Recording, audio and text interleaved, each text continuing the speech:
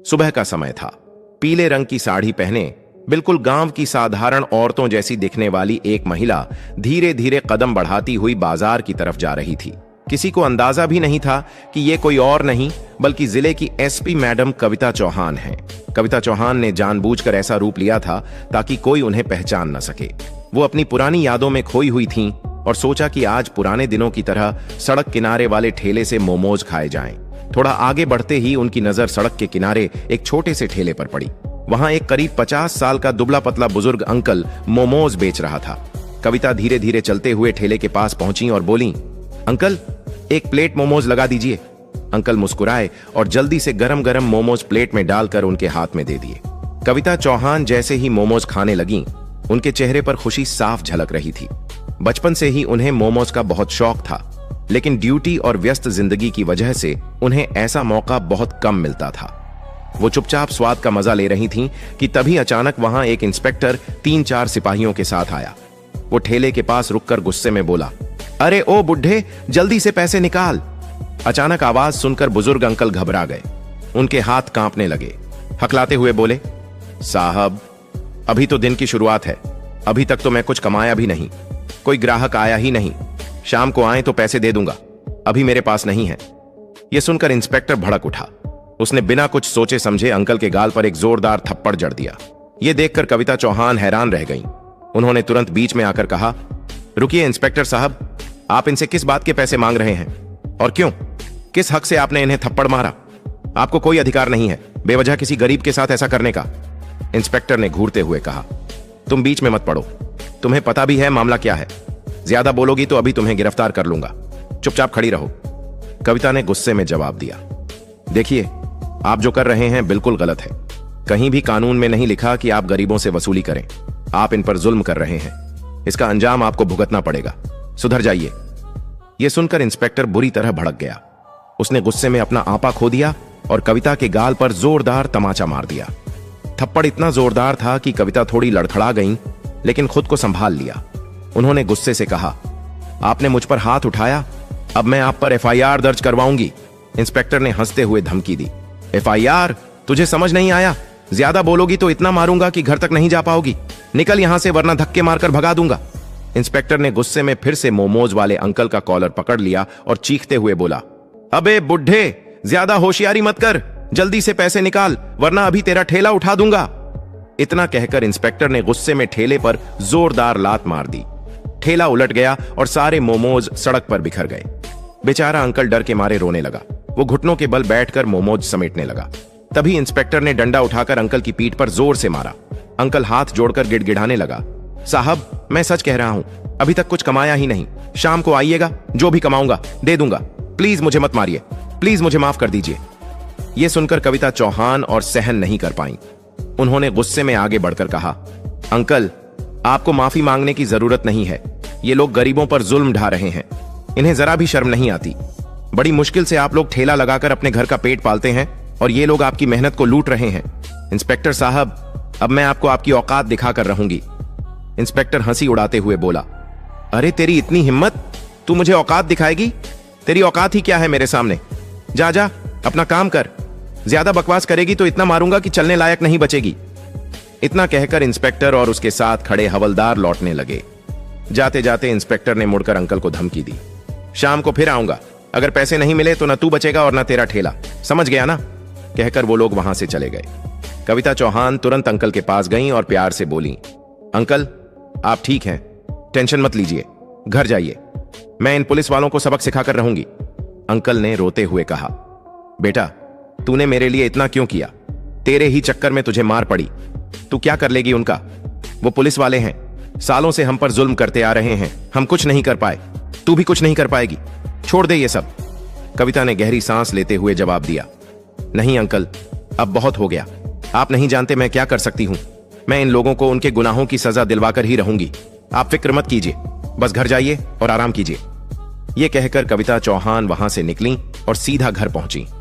घर पहुंचकर सड़क पर हुई सारी बातें उनके दिमाग में घूमने लगीं। उनका खून खौल रहा था। उन्होंने मन ही मन ठान लिया, अब इन्हें छोड़ना नहीं है। सबसे पहले इस इंस्पेक्टर पर रिपोर्ट दर्ज कराऊंगी और इसे सस्पेंड करवाकर रहूंगी। अगली सुबह कविता चौहान ने खुद को बिल्कुल साधारण महिला के रूप में तैयार किया। सफेद रंग की साड़ी पहनी और बिना किसी पहचान के थाने पहुंच गईं। जैसे ही वो अंदर गईं, उनकी नजर एक हवलदार पर पड़ी। वही हवलदार जो कल सड़क पर इंस्पेक्टर के साथ था। कविता ने सीधा उससे पूछा, इंस्पेक्टर रामनाथ कहां है? हवलदार ने जवाब दिया, मैडम, वो किसी काम से शहर गए हुए हैं। एसएचओ साहब भी बाहर गए हैं। इतने में पीछे के दरवाजे से एसएचओ संजीत शर्मा अंदर आया। नजर सफेद साड़ी पहने उस महिला पर पड़ी और वो सीधे कविता चौहान के पास गया। क्या बात है मैडम, यहां किस लिए आई हैं? क्या काम है आपका? थाने में मौजूद सिपाही और एसएचओ संजीत शर्मा दोनों को जरा भी अंदाजा नहीं था कि उनके सामने खड़ी ये साधारण दिखने वाली महिला दरअसल जिले की एसपी कविता चौहान है, जो यहां अपने ही इंस्पेक्टर के खिलाफ रिपोर्ट दर्ज कराने आई है। कविता चौहान ने अपनी मधुर लेकिन सख्त आवाज में कहा, सर, मुझे इंस्पेक्टर रामनाथ के खिलाफ रिपोर्ट दर्ज करवानी है। उसने सड़क पर मोमोज का ठेला लगाए बैठे एक बुजुर्ग अंकल को थप्पड़ मारा, उनका ठेला गिरा दिया और उनका सारा सामान सड़क पर बिखेर दिया।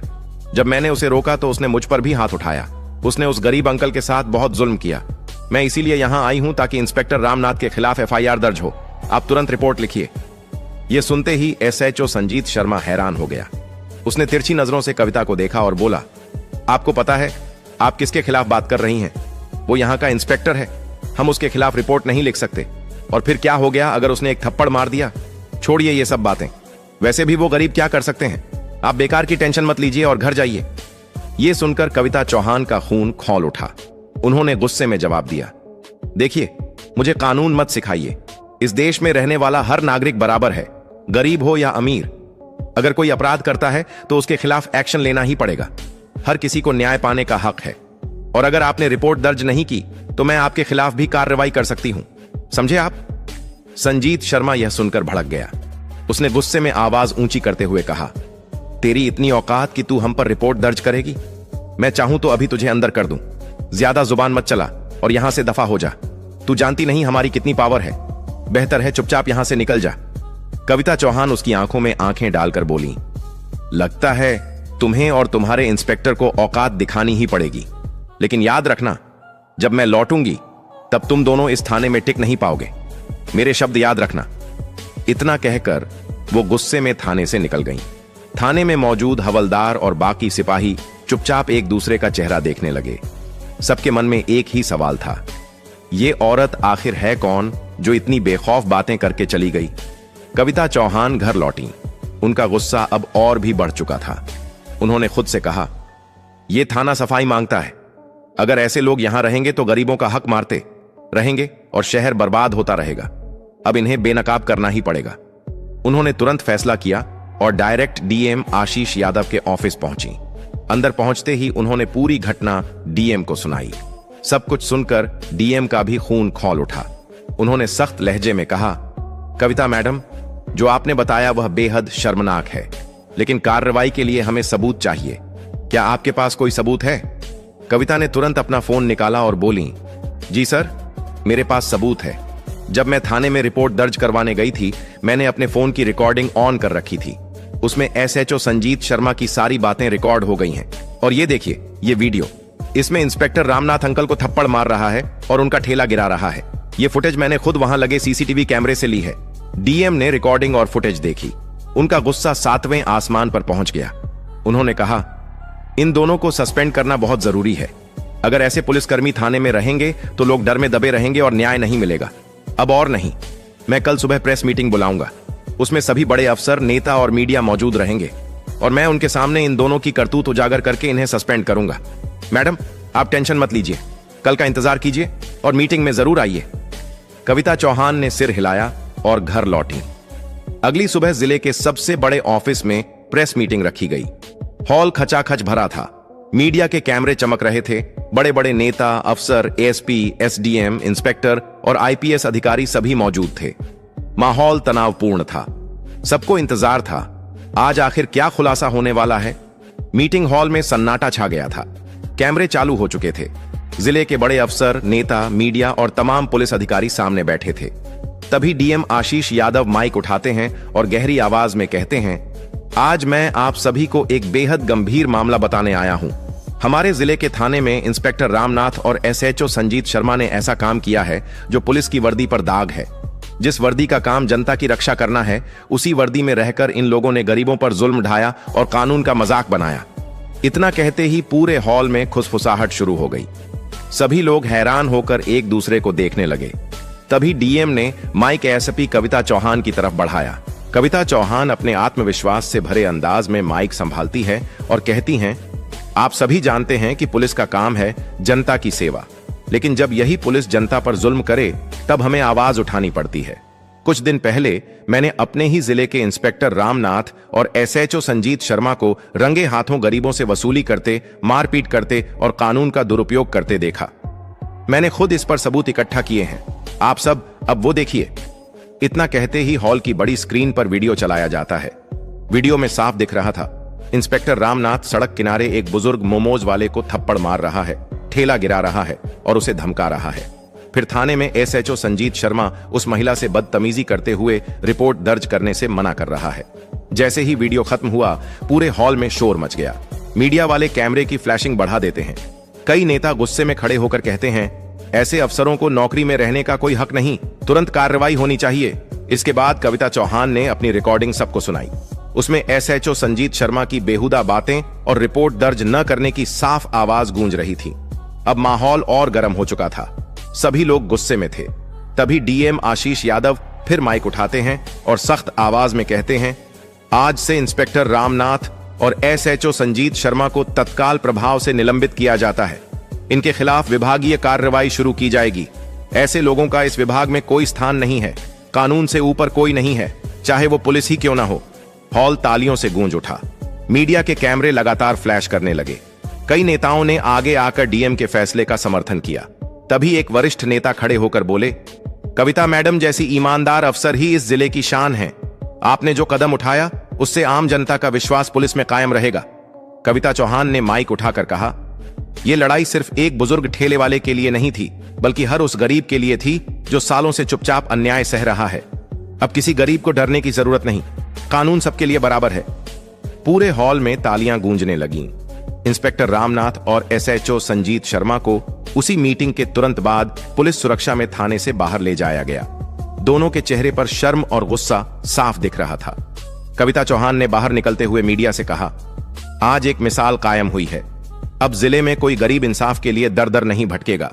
जो भी जनता पर जुल्म करेगा उसे यही अंजाम मिलेगा। उस दिन से पूरे जिले में चर्चा थी। एसपी मैडम ने कर दिखाया। गरीब ठेले वाले अंकल की आंखों में आंसू थे, लेकिन इस बार ये आंसू दर्द के नहीं, राहत के थे। और कविता चौहान के इस साहसिक कदम से पूरे जिले में एक नया संदेश गया, कानून सबके लिए बराबर है। दोस्तों, अगर आपको यह वीडियो पसंद आया हो तो प्लीज इसे लाइक करें और ज्यादा से ज्यादा लोगों तक शेयर करें। और हां, हमारे चैनल को सब्सक्राइब करना बिल्कुल ना भूलें, ताकि ऐसे ही दिलचस्प और दमदार वीडियो आपको मिलते रहें। धन्यवाद।